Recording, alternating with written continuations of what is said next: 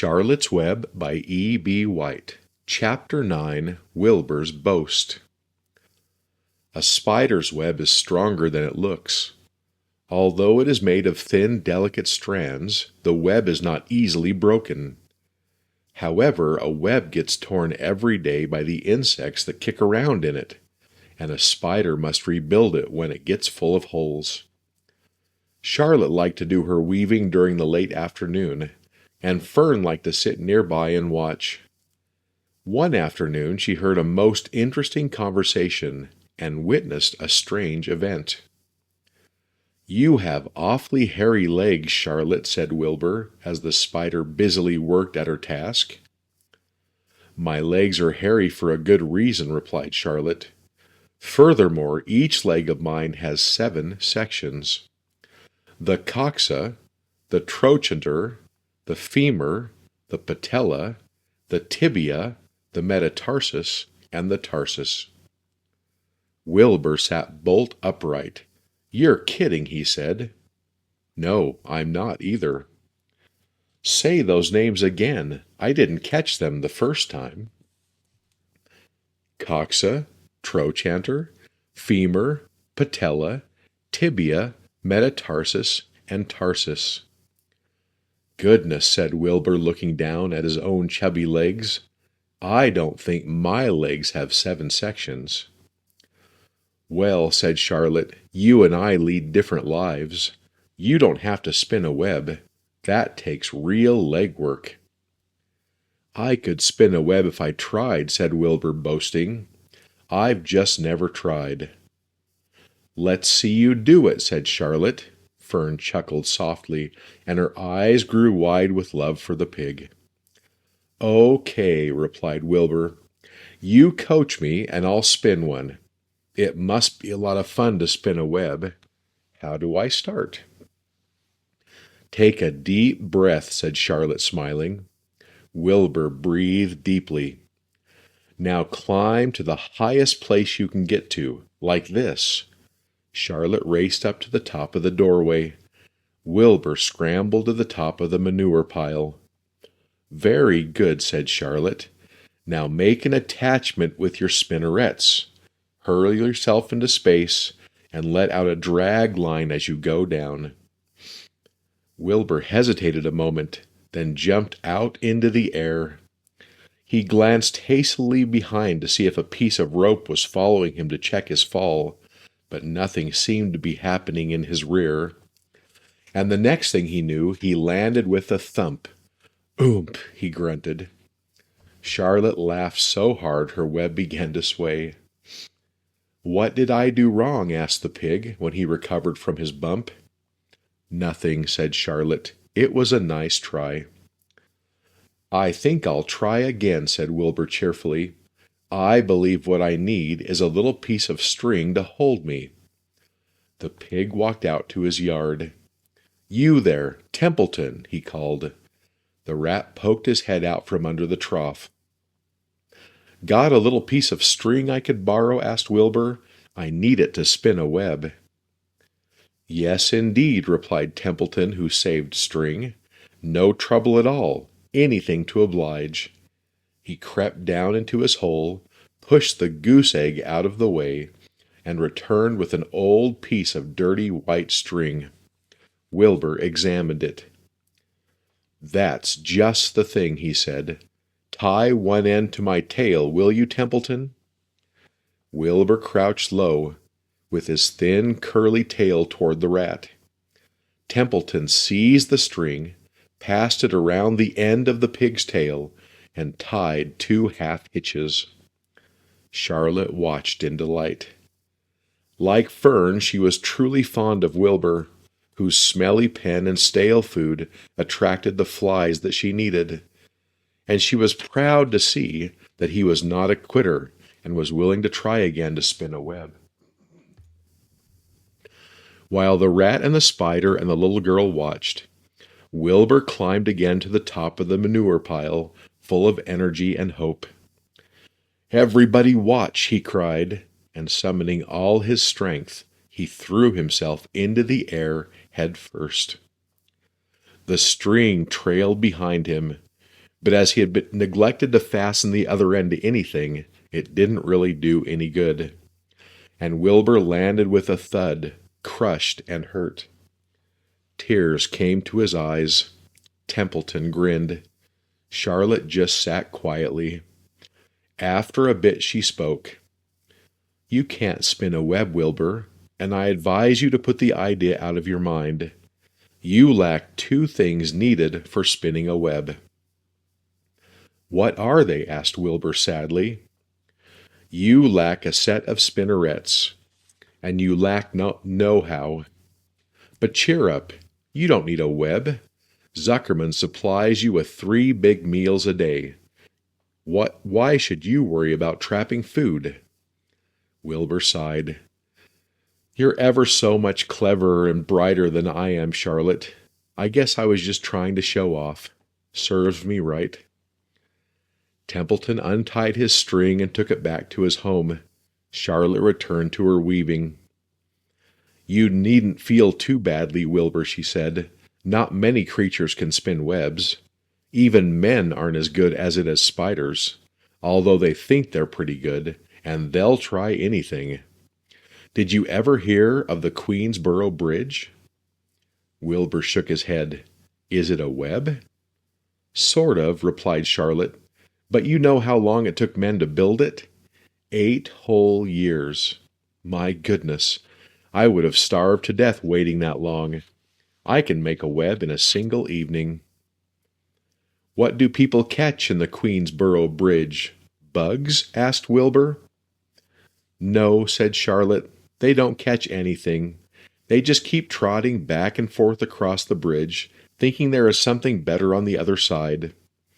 If they'd hang head down at the top of the thing and wait quietly, maybe something good would come along. But no. With men, it's rush, rush, rush, every minute. I'm glad I'm a sedentary spider."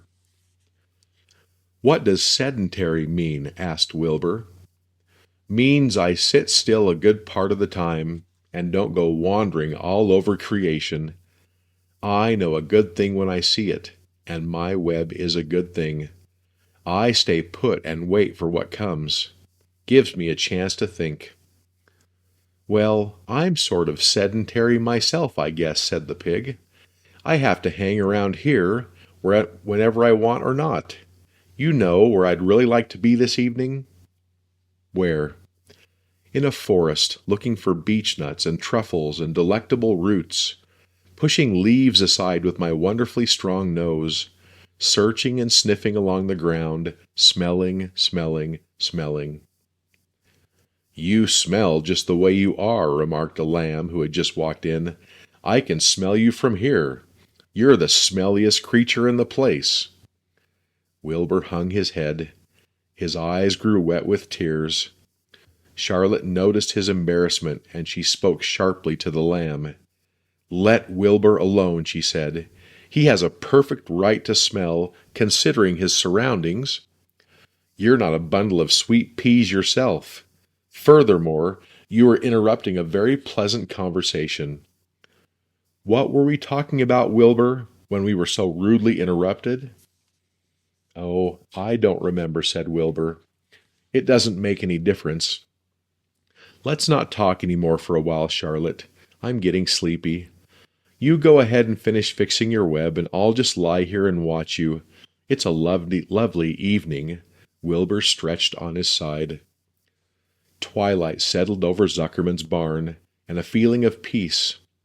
Fern knew it was almost supper time, but she couldn't bear to leave. Swallows passed on silent wings, in and out of the doorways, bringing food to their young ones. From across the road a bird sang, "Whippoorwill, whippoorwill." Lurvy sat down under an apple tree and lit his pipe. The animals sniffed the familiar smell of strong tobacco. Wilbur heard the trill of the tree toad and the occasional slamming of the kitchen door. All these sounds made him feel comfortable and happy, for he loved life and loved to be a part of the world on a summer evening. But as he lay there he remembered what the old sheep had told him. The thought of death came to him, and he began to tremble with fear. Charlotte, he said softly. Yes, Wilbur? I don't want to die. Of course you don't, said Charlotte in a comfortable voice. I just love it in here in the barn, said Wilbur. I love everything about this place. Of course you do, said Charlotte. We all do. The goose appeared, followed by her 7 goslings. They thrust their little necks out and kept a musical whistling like a tiny troop of pipers. Wilbur listened to the sound with love in his heart. Charlotte, he said. Yes, said the spider. Were you serious when you promised you would keep them from killing me? I was never more serious in my life. I am not going to let you die, Wilbur. How are you going to save me? Asked Wilbur, whose curiosity was very strong on this point. Well, said Charlotte vaguely, I don't really know, but I'm working on a plan. That's wonderful, said Wilbur. How is the plan coming, Charlotte? Have you got very far with it? Is it coming along pretty well? Wilbur was trembling again, but Charlotte was cool and collected. Oh, it's coming all right, she said lightly. The plan is still in its early stages and hasn't completely shaped up yet, but I'm working on it. When do you work on it? Begged Wilbur. When I'm hanging head down at the top of my web. That's when I do my thinking, because then all the blood is in my head. I'd be only too glad to help in any way I can. Oh, I'll work it out alone, said Charlotte. I can think better if I think alone. All right, said Wilbur, but don't fail to let me know if there's anything I can do to help, no matter how slight. Well, replied Charlotte, you must try to build yourself up. I want you to get plenty of sleep and stop worrying. Never hurry and never worry. Chew your food thoroughly and eat every bit of it, except you must leave just enough for Templeton. Gain weight and stay well. That's the way you can help. Keep fit and don't lose your nerve. Do you think you understand? Yes, I understand, said Wilbur. Go along to bed then, said Charlotte. Sleep is important. Wilbur trotted over to the darkest corner of his pen and threw himself down. He closed his eyes. In another minute he spoke. Charlotte, he said.